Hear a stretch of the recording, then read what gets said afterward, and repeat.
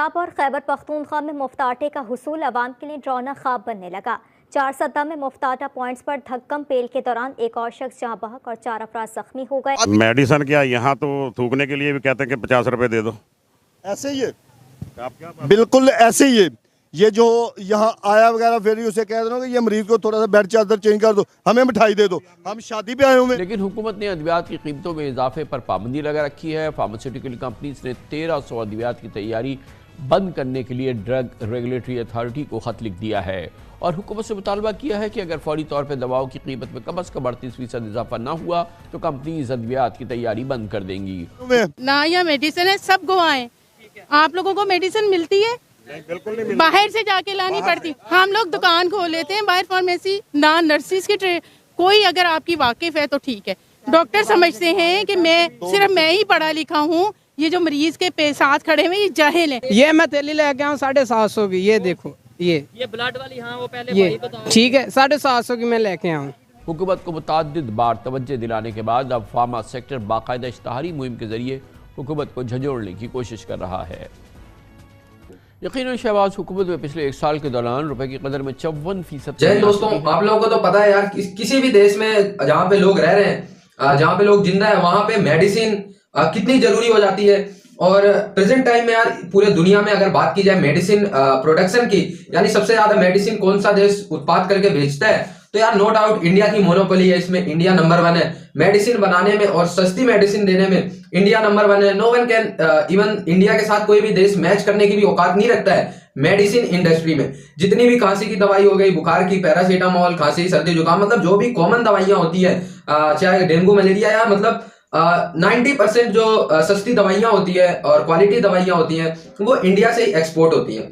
तो भाई क्योंकि इंडिया ने अपने दवाई प्रोडक्ट जो मेडिसिन प्रोडक्ट है वो पाकिस्तान में जाने से अलाउ नहीं कर रखा है, तो इसलिए यार पाकिस्तान को काफी हाई रेट्स पे दवाइयां इंपोर्ट करनी पड़ती हैं अदर कंट्रीज से। अगर देखा जाए तो यार नेपाल वगैरह जो सस्ते में भारत से दवाइयां ले लेते हैं तो उनका गुजर बसर हो जाता है और उनके पास मेडिकल इशू उतना नहीं आता है, क्योंकि सस्ती दवाइयां इंडिया से बहुत पर्याप्त मात्रा में वो लोग खरीद लेते हैं। और उनके है बिजली 36% इजाफा हो चुका है और 12 रुपए फी यूनिट महंगी हो चुकी है। गैस के टैरिफ 112% तक बढ़ चुके हैं। पेट्रोल डीजल की कीमतों में भी 1 साल के दौरान 68% इजाफा हुआ। इस सूरत में मेडिसिन लेनी चाहिए इंडिया से मरीजों को बचाने के लिए, इंसानियत को बचाने के लिए।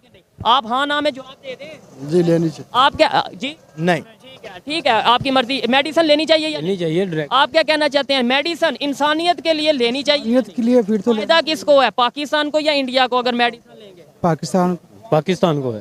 लेनी चाहिए लेनी चाहिए, इंसानियत की बेहतरी के लिए लेनी चाहिए। इंसान हाल में दवाओं की कीमतों में इजाफा न होने का मतलब फार्मा सेक्टर को बंद करने के मुतरादिफ है। PPMA का कहना है कि अगर दवाओं की कीमतों में इजाफा ना हुआ तो चंद हफ्तों में बैरून मुल्क से डॉलर में अद्वियात मंगानी पड़ेंगी और मार्केट में जाली अद्वियात की भरमार हो जाएगी क्योंकि इंपोर्ट्स नहीं हो पाएंगी। मुल्क में मुताद्दिद दवाओं की मैन्युफैक्चरिंग रुक गई है। Sugar, blood pressure, TB, ulcer, antibiotic और इन्फेक्शन रोकने वाली मुताद्दिद दवाएं मार्केट से गायब हैं। हत्ता कि बुखार, खांसी, नज़ला ज़ुकाम की आम दवाएं भी नायाब हो रही हैं। दरअसल पाकिस्तान की दवा साज कंपनीज 90% खाम माल इम्पोर्ट्स करती हैं और रुपए की गिरती कदर खाम माल की LCs खोलने में मुश्किलात और बेकाबू महंगाई की वजह से दवाओं का खाम माल 100% महंगा हो चुका है और अद्वियात की पैदावारी लागत में 40 से 50% इजाफा हो गया है। ये फार्मा सेक्टर रिलेटेड जो इम्पोर्ट्स है वो नहीं हो पाएंगी। तशवीशनाक बात यह है कि डॉलर की किल्लत और LCs में मुश्किलात की वजह से सर्जिकल आलात, हेल्थ केयर डिवाइसेज, अस्पतालों की मशीनरी के पुर्जे, एक्सरेज और CT स्कैन की फिल्म्स की इंपोर्ट भी तकरीबन रुक रही है। Sir almost at 30-40%। हमें इसी का खदशा और यही खदशा हमने जाहिर किया है कि अगर इस पे ना रसाई हमें मिली, जो हमारी सप्लाई में ऑलरेडी खाम माल मौजूद है और जो सप्लाई में फिनिश गुड मौजूद है, अगर वो खत्म हो जाएगा तो बिल्कुल दवाई नायाब हो जाएगी और we'll up to 0% capacity. We have to shut down our plants. Bukhari साहब, ऑलरेडी हम ये देखते हैं कि मुताद्दिद ऐसी दवाएं हैं जो आप फार्मेसीज में जाएं तो वो कहते हैं कि अब नहीं अवेलेबल है, और ऐसी दवाएं हैं जो कि महीनों से अवेलेबल नहीं हैं। पे चल रही हैं 60% मीन के वो जो 40% दवाएं जो उसमें आती थी वो बनना बंद हो गई 1-2 महीने से, जिसकी वजह से शॉर्टेज नहीं बिल्कुल एक नायाब हो गई है। पॉलीप्रोफिलीन नेचर है, आपके जो ऑपरेशन के दवाइयाँ हैं, आम दवाई वो शॉर्ट हो चुकी है मार्केट से और बिल्कुल उनकी रसाई नहीं मिल रही और वो अवेलेबल ही नहीं है मार्केट में। क्योंकि माशी पोटेंशियल जो एग्जिस्ट करता है इस मुल्क के अंदर, आप अंदाजा कीजिए, अब मैं कुछ फिगर्स जो है वर्ल्ड बैंक की फिगर्स है जो आपके सामने रखता हूँ, जो आपको पोटेंशियल का बताती है कि आज हम कहाँ खड़े हैं और मुल्क का पोटेंशियल कहाँ है। देखिए जो सोलर एनर्जी है शमसी तवानाई के हवाले से इस वक्त हुकूमत पाकिस्तान कोई 530 मेगावाट जनरेट कर रही है। राइट। जो वर्ल्ड बैंक कहता है पोटेंशियल है 30 लाख मेगावाट का। अब जरा डिफरेंस देखिए कि हम बैठे हैं 530 मेगावाट पे और पोटेंशियल है 30 लाख मेगावाट का। इसी तरह जो विंड पावर है वहां पे हम बैठे हैं कोई 1200 मेगावाट के ऊपर और जो पोटेंशियल है वो कोई 3,45,000 मेगावाट। एक्सपोर्ट जो है वो 30 अरब से ऊपर नहीं जाती। वर्ल्ड बैंक हमें कहता है, बताता है कि जो हमारा मेरे ख्याल में ये मुझे 5 दिन हो गए, 4 दिन में तकरीबन को 20,000 की मेडिसिन बाजार से ला चुका हूँ। 4 दिन में 20,000 की मेडिसिन। और मेरे इतने आपकी वालदा को बीमारी, वालदा को दिल का भी मसला है, गुर्दों और फेफड़ों का भी मसला है और अभी इस वक्त उसकी पोजीशन बेहतर नहीं हुई, लेकिन आज उसको टेस्ट के लिए हम गुर्दावार में नीचे लगे हैं, अल्ट्रासाउंड करवाना था, वो करवाया है। पीछे से बड़ा डॉक्टर है, उसने उसको डिस्चार्ज कर दिया है। डिस्चार्ज कर दिया? आपको लगता है कि वो इस डिस्चार्ज के काबिल नहीं है, लेकिन उसे डिस्चार्ज कर दिया गया है। वजह क्या समझते हैं? वैसे तो पहले नंबर पे नो डाउट के दिल का जो मर्ज है उसकी दवाई महंगी होती है, लेकिन क्या वजह समझते हैं पाकिस्तान में दिन ब दिन दूसरी चीजें तो बढ़ रही हैं, लेकिन दवाई ऐसी चीज है जिसके बगैर मैं समझता हूँ इंसानियत के लिए बहुत मुश्किल हो सकती है। ये जो हमारी हुकूमत है, हमारे हुक्मरान है, मैं इनकी नाअहली समझता हूँ। इन लोगों को इस चीज पे तवज्जो देनी चाहिए। एक बंदा एक दिन में 1,000 रुपया कमाता है और वो 4 दिन में 20,000 की दवाई कैसे लेगा? वो कैसे लेगा? बस इस टेंशन में है। अच्छा, साथ अगर नेबर कंट्री की बात करें जिसका हम हर चीज़ में मुकाबला बड़े शौक से करते हैं जी, ये उसमें भी मुकाबला, इसमें भी मुकाबला, उधर बॉर्डर पे भी मुकाबला, इंडिया की बात करें वहाँ पे मेडिसिन एक तो सस्ती भी और वहाँ पे जो उनसे मेडिसिन की क्वालिटी है वो बेहतर है। उसकी रीज़न क्या होगी? उसकी रीज़न ये कि उनके जो हुक्मरान है ना वो तरीके से काम करते हैं। उनको पता होता है कि ये हमारा बजट है, उस बजट के हिसाब से अपने हॉस्पिटलों को पब्लिक के लिए सहूलत देते हैं।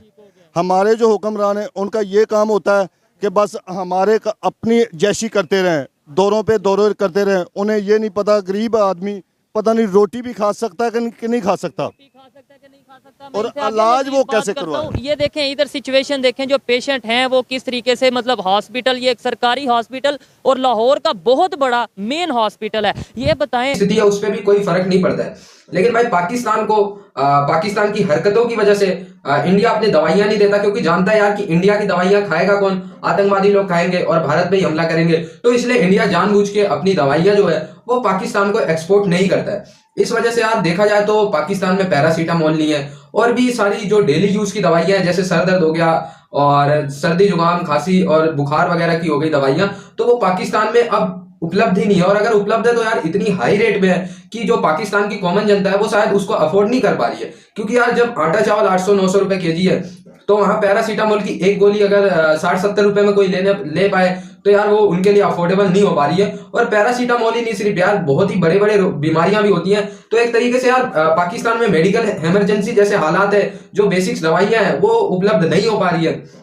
इस वजह से यार अब पाकिस्तान को इंडिया के सामने इनडायरेक्टली हाथ फैलाने पे मजबूर होना पड़ रहा है। धीरे धीरे डिप्लोमेट्स बोल रहे हैं कि यार अगर इंडिया हमें दवाइयों की हेल्प देना चाहते हैं तो हम ले लेंगे। लेकिन यार मैं ये कहूंगा कि अबे तुम्हें दवाइयों की हेल्प देने कौन वाला है? इंडिया कब कह रहा है कि भाई हम तुम्हें दवाइयों की हेल्प देंगे? बस इनका रोना धोना शुरू है। अगर इंडिया कहीं से हेल्प कर देगा तो कहेंगे हमने तो हेल्प मांगी ही नहीं थी। और दूसरी बात ये कि जब तक मोदी गवर्नमेंट है भाई, तुम्हें इंडिया डायरेक्टली हेल्प नहीं करेगा। जब तक तुम पैरों में नाक नहीं रगड़ोगे, जब तक तुम आतंकवादियों को अपने इधर से सफाया नहीं करोगे, तब तक इंडिया तुम्हारे पास हेल्प के लिए आएगा नहीं। और तुम नाक रगड़ भी लोगे तो भी इंडिया नहीं करेगा। खैर देखते हैं इस इमरजेंसी से कैसे बचता है पाकिस्तान। लेकिन आप लोग जुड़े रहे न्यूज एनालिसिस में फिलहाल ऐसे ही वीडियोस के लिए, क्योंकि अब इस चैनल पे डेली वीडियोस आएंगे, तो आप लोग सब्सक्राइब कर लें। तब तक के लिए धन्यवाद। जय हिंद।